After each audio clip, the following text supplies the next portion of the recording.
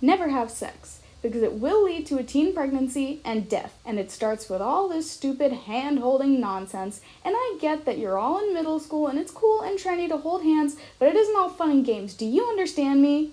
There's so many things unique to having a middle school crush or relationship, which a girl like me, who was social suicide to even be friends with, never had. Middle school relationships, as clutch as they are so cringy. You look back on the stupid pet names and the dumb little ways you learned to show affection for others and realize it likely shielded you from harmful partners in the future by teaching you an important lesson on boundaries.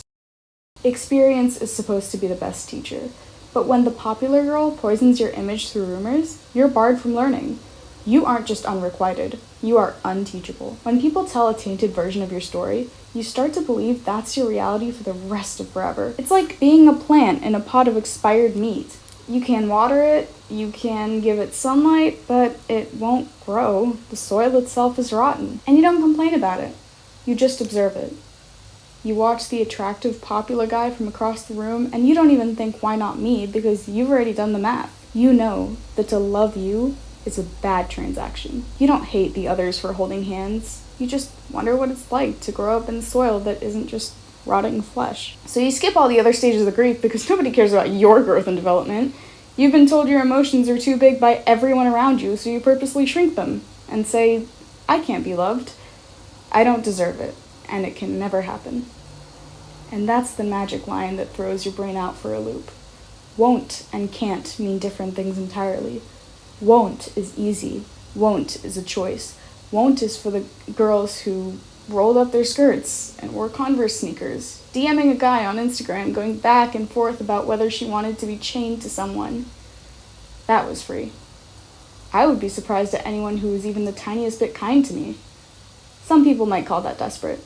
Others might shame me for what the popular kids would call throwing myself at a guy for attention, but it's a glimmer of regular soil in a pool of gone-off meat. But here's the catch. A little soil doesn't make a poisoned pot better.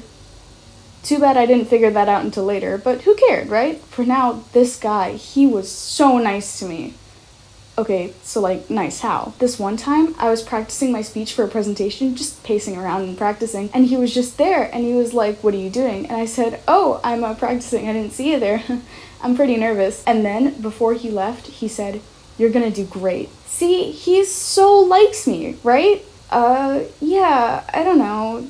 Did you guys ever text? Well, sometimes, but not much. I mean, whenever I ask to hang out, he's like, no, but we'll be away from his friends. And girl, you realize you're literally asking him out, right? Shit. Middle school is such a camp version of loves me not. Looking back, I don't think I loved him. I didn't even know him.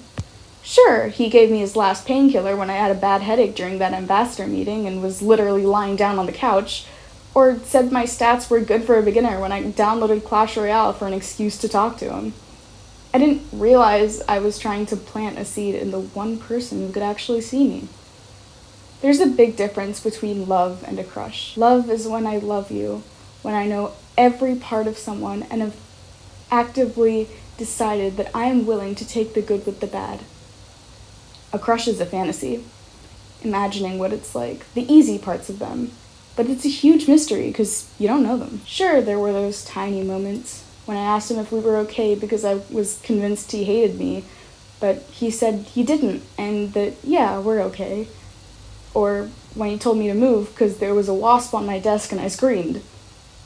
Rose-tinted glasses made me question everything. Did he like me? He's so nice to me. What about that time we played Blue-Git and I stole all his points at the very end? He stood up and said, Ranita, really loudly, and I laughed. But maybe he was just having a reaction like a normal person? Okay, but, what about, when he looked at me that one time? Bitch, you came into class in crutches. Everyone was looking at you. Okay, but, what about when he was at prom? Did he ask you to go to prom with him? Well, no, but we shared a drink together because he saw me and said it was too big. Yeah, you, him, another girl, and another guy. That, for the record, is not a double date. Just teenagers making dumb decisions.